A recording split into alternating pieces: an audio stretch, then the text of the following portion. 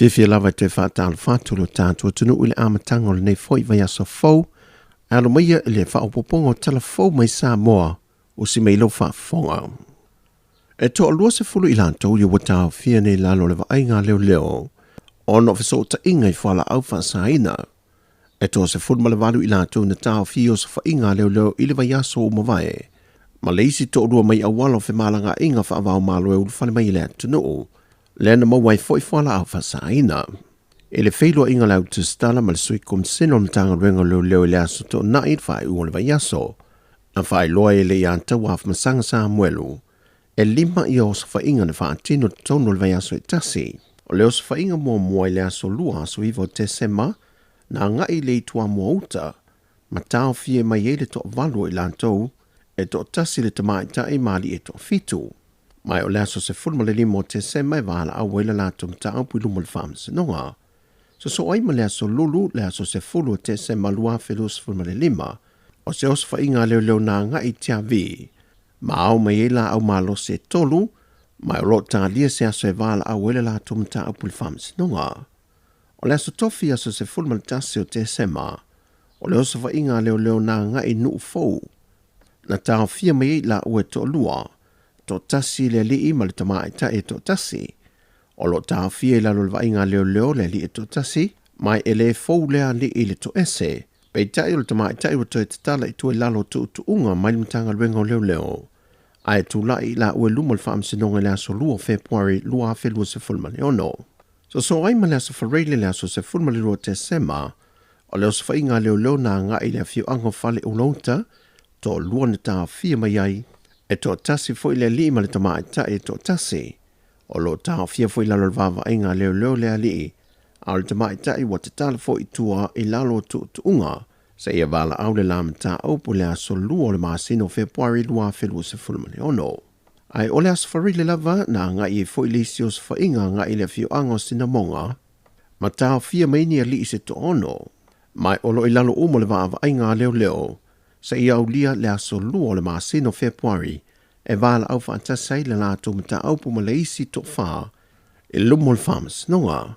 E se mai e li to se fulma le walu lea, o le li e tol se fulma le rua tau sanga le matua, le na tau fia mai leo leo mlai wa lele whaleolo, ma se ta maa lima se fulma le iwa tau sanga le soifua, le na tau fia mai I le wafu whaavao maa loi mta autu, le o le awala au whaantasia lato mta au pu lumo le whamas, nonga, I le aso lua o le masino Februari tau senga fau.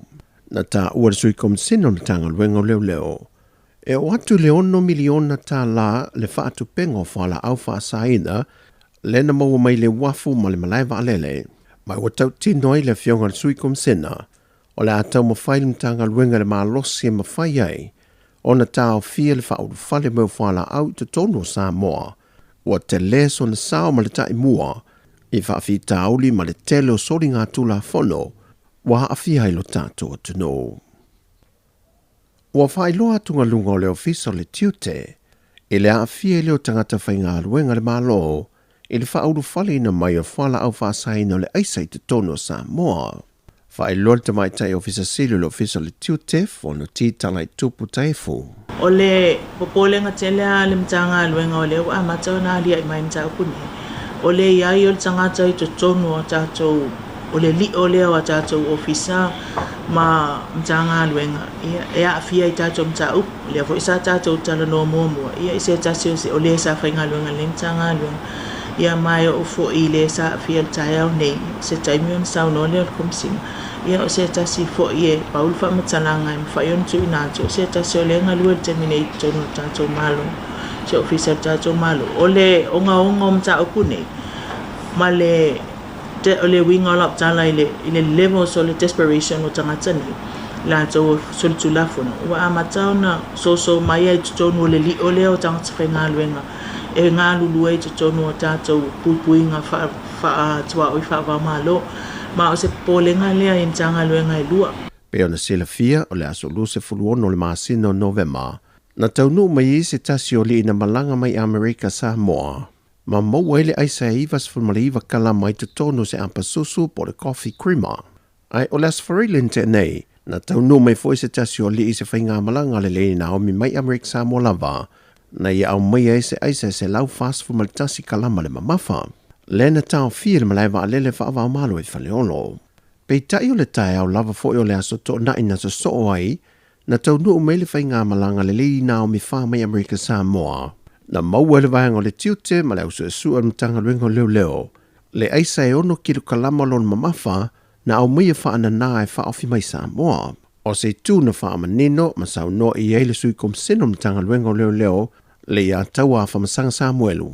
O le kamari ida le Samoa ngi ia kamari whenga luenga i se si vaenga o ngā luenga ale malo lungo le waf le vaenga o le quarantine. Ia lima suri waka usanga le makua. Ia lau ka fia mo Februari wala awa. Na tau o fui le tamai tai ofisa Silio le ofisa le tiute. O leisi a wala le ua wha o ngā ine au mai e le aisa i te tono le atunu. Whenga tāwho e na wha matala ia le tu ai ngā awana na wha na mai e nei whala au. No le sa wha na mai le tu sa tu lau le whafonga ngā le atunu. Ia ua wha o ngā ina ia le tu sa o le li ilia. Ia e na nā mai e le tanga pepa o luli nā poa. Ia e iei te tonu an tātou tanga pepa e lima. O le tai au nei, ia o le vauto e maua se tasi o tātou pu Samoa. O le awala nā na mai e le tātou ono kilo le tai au nei. Ia o le tātou pu Samoa fo e pei ona wha o ngā ina i le. Se tasi o tātou mta upsa tātou talanoa i mua. Maulia aisa e silia e le 1 miliona Tala pe a whaata watu e pei ona tā ua le sui komsina mtanga luengo leo. Ma le tala whai u, wa whaamanino lea whionga le teitai o lea tunu, lea whionga le lauri le mali e tōpula te whao fosi, le mata opu o wheseta inga, e le tōwhinga leo le whaoru nungo mtanga luengo le soi fuamalo loina. Na ia whai loai, o le whautuanga me le komisi o tangata whainga luenga le malo, e na umai a whaatala noina i lātou na tusitalo sanga le avanoa. Lea no lātou tōwhia ai to le 4 Dr. Viali la meko, pei taina to e suia le kāpeneta lana whontanga, e na wau whao atu le pepo le whai unga i luma o le kāpeneta. O le recommendation na mai lalo le isasi, ai peo no whai atu. O le lauli li wina o le whainga o le whai unga muni muri. E whai au fia o mai fina ngalo o le kāpeneta. Ai mai se ala, e fina ngalo o le minista e a ia mtanga alwenga. I le baba ai fo i malti tilo i le i unga o le whainga fifiri. E lenga tutu sar sau o pointa la tō. E le te tasi te lua me balabala. O nono winga, i le toa whāto o lima le na interview. E anga wā umalapa. Al whai unga muni muri la, e pēna o tō sifia. Ia, e ao umamanongi o le kāpeneta i la tō fo i la ngona mamea. O le fo isa sau whai i le sa avea fo i ma. Ma whauru rungo le tanga luenga. I no fo inga le na umane. Ma al filfilingo ai ono no fo inga le na umane. O le me fo le ntup.